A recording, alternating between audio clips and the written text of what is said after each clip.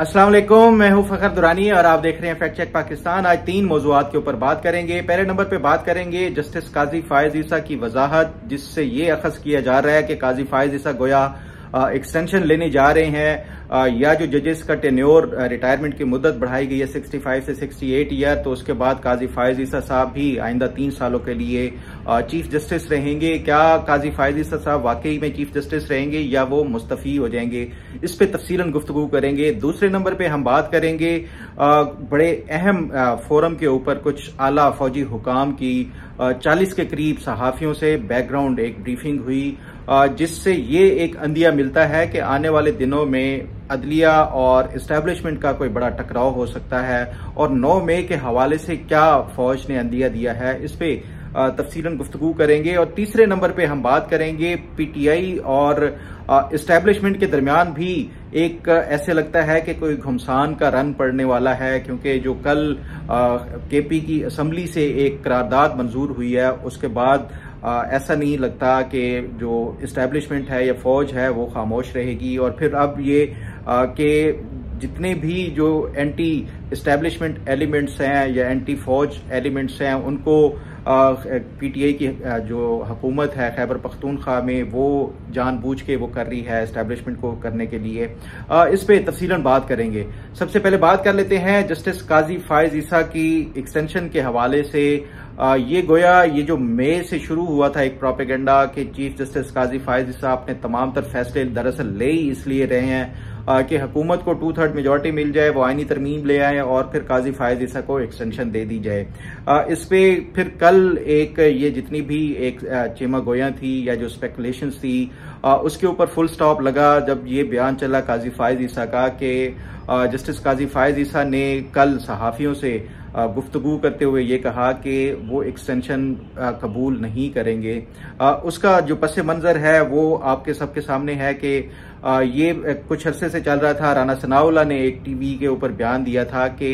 अगर chief justice की तरफ से ये बताया गया था जो लॉ मिनिस्टर हैं उनको कि अगर ये 65 ईयर से 68 ईयर का जो रिटायरमेंट की एज बढ़ाई जाएगी, अगर ये पर्सन स्पेसिफिक हुई कि चीफ जस्टिस के हवाले से हुई तो ये कबूल नहीं होगी, लेकिन अगर ये तमाम जुडिशरी या जजेस के लिए होगी सुप्रीम कोर्ट के तो फिर इसमें कोई हर्ज नहीं है। इसके बाद ये फिर तासुर उभरा कि शायद काजी फायज ईसा वाकई में एक्सटेंशन लेने के लिए वो कर रहे हैं और ये जब तमाम जजेस की मुद्दत बढ़ जाएगी तो काजी फायज ईसा साहब भी इसको कबूल कर लेंगे। फिर ये जब कल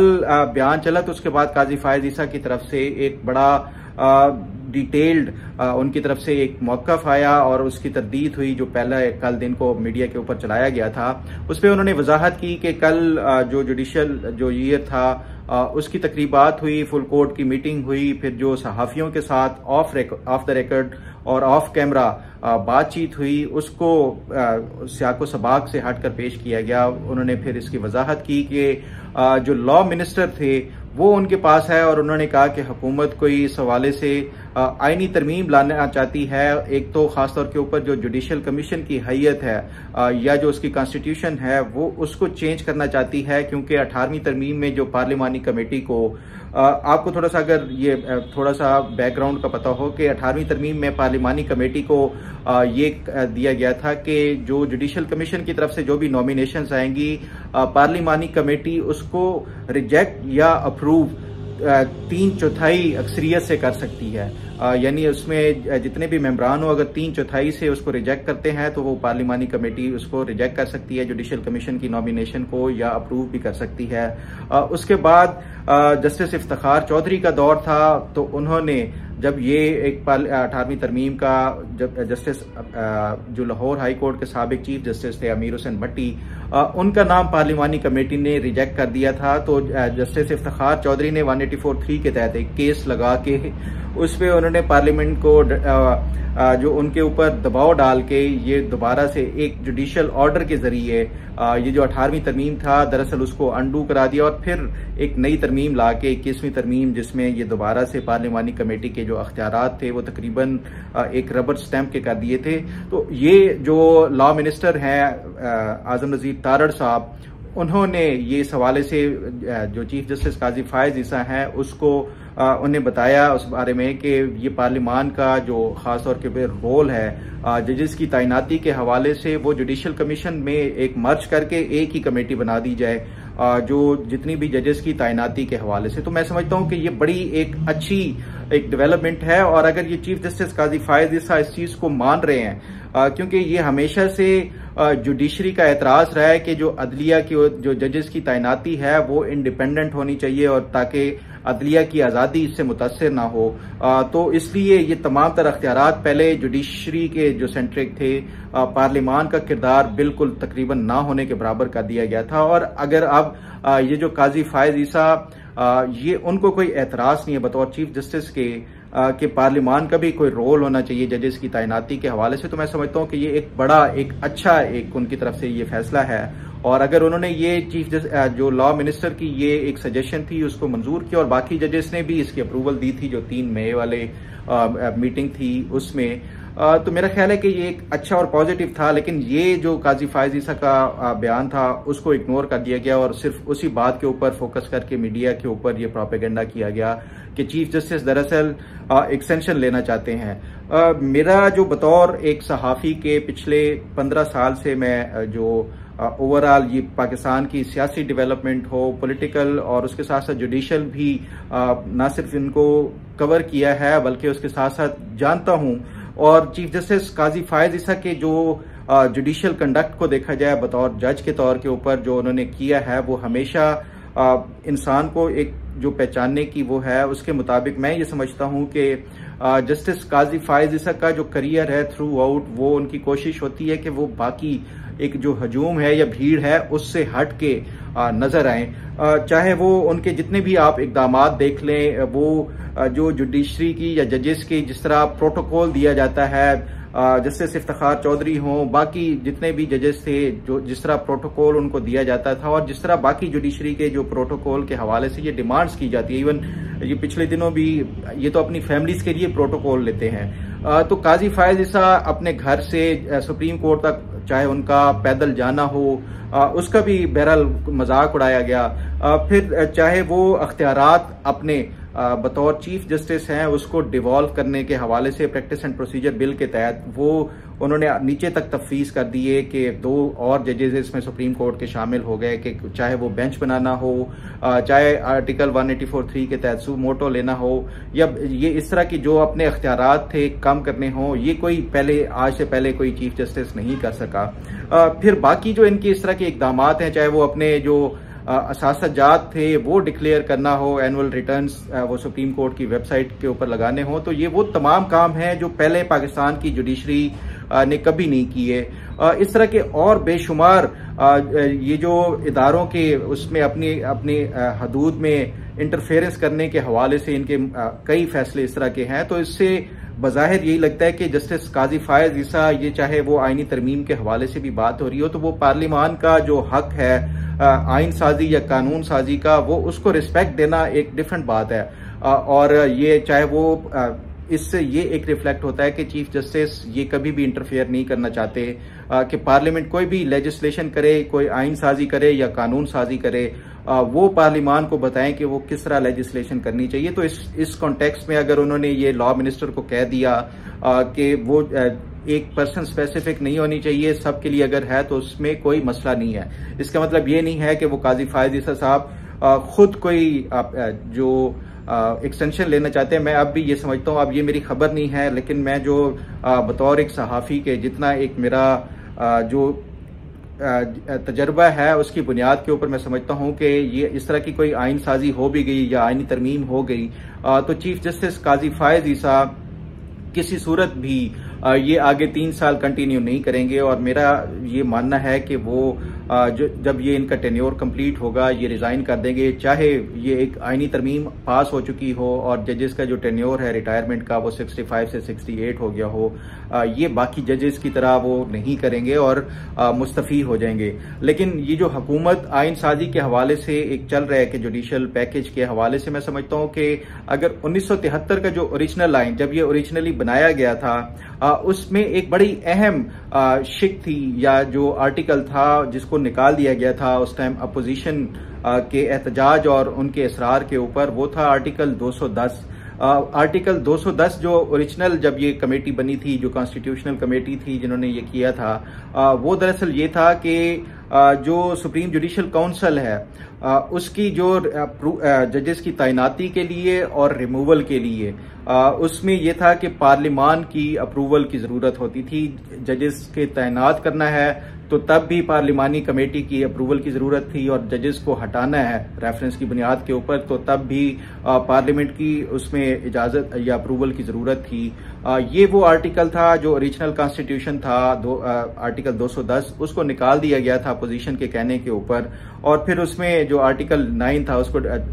कम करके जो नेक्स्ट उसमें जो कुछ जो शिकें डाल के 210 में की गई थी। और दूसरा एक और जो सबसे अहम अगर जुडिशरी में रिफॉर्म लाने के लिए था तो वो आइन का जो शेड्यूल फिफ्थ शेड्यूल है, जिसमें जजेस की तनख्वाहों और मराद के हवाले से पार्लिमान का किरदार था। ये ज़ियाउल हक ने उसको आके खत्म करते हुए ये एक जुडिशियल ऑर्डर के जरिए, प्रेसिडेंशियल ऑर्डर के जरिए उसको वो कर दिया। आप अगर देखें तो ओरिजिनल जो कॉन्स्टिट्यूशन और जो शेड्यूल 5 था उसमें अब भी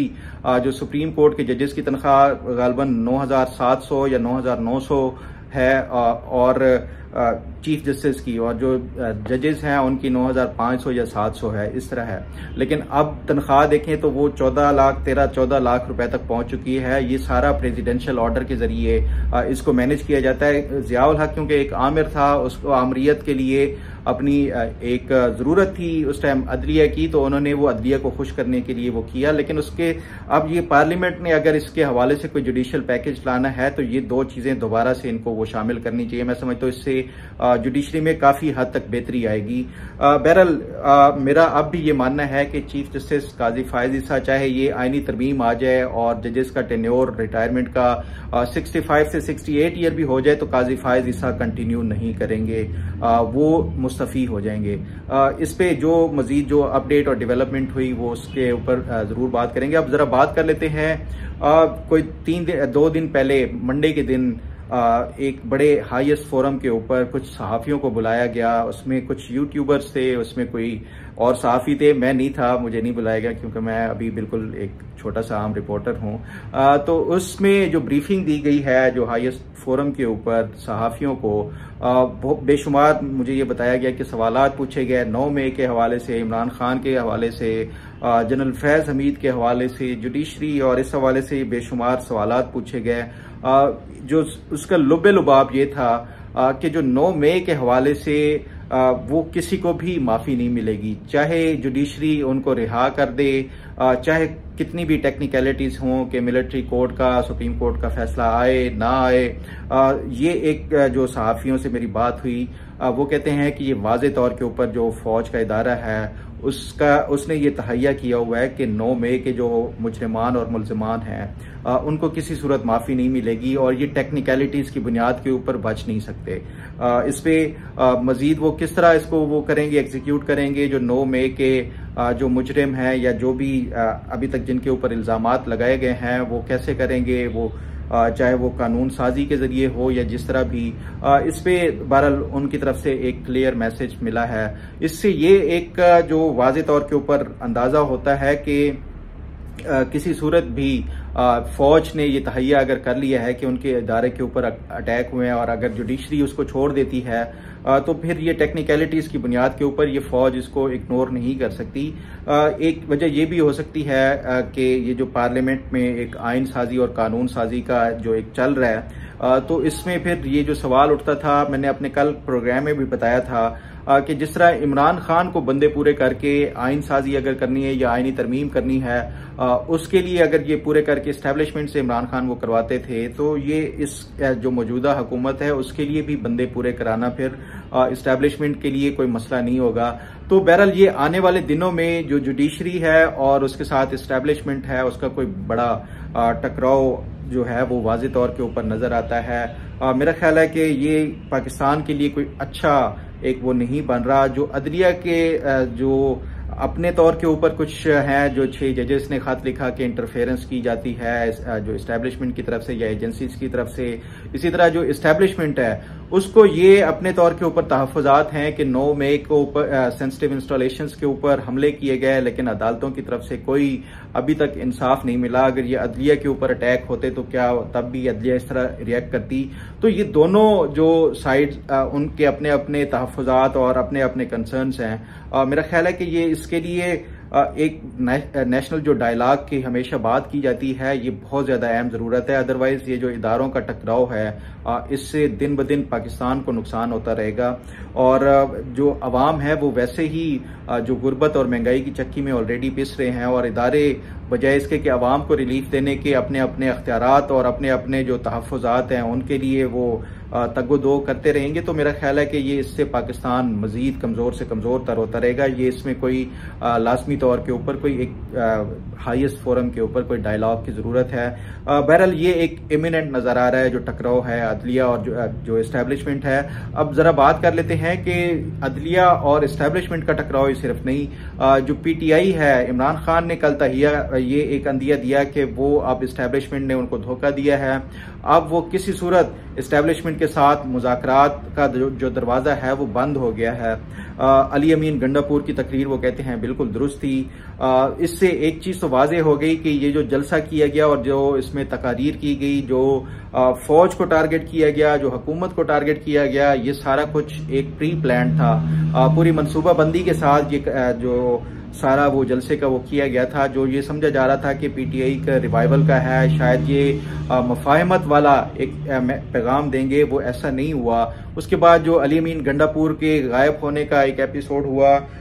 फिर वो वापस गए। तो कल जो केपी असम्बली से एक जो करारदाद, बड़ी सख्त किस्म की करारदाद फौज के हवाले से वो की गई है, मंजूर की गई है। फिर आज की डेवलपमेंट ये है कि मंजूर पश्तीन को केपी गवर्नमेंट ने बुलाया है और ये कि उनके जो भी जायज और आईनी मुतालबात हैं उनको माना जाएगा। दरअसल ये मैसेज अब क्लियर दे दिया गया है पीटीआई की तरफ से कि एस्टेब्लिशमेंट के साथ अब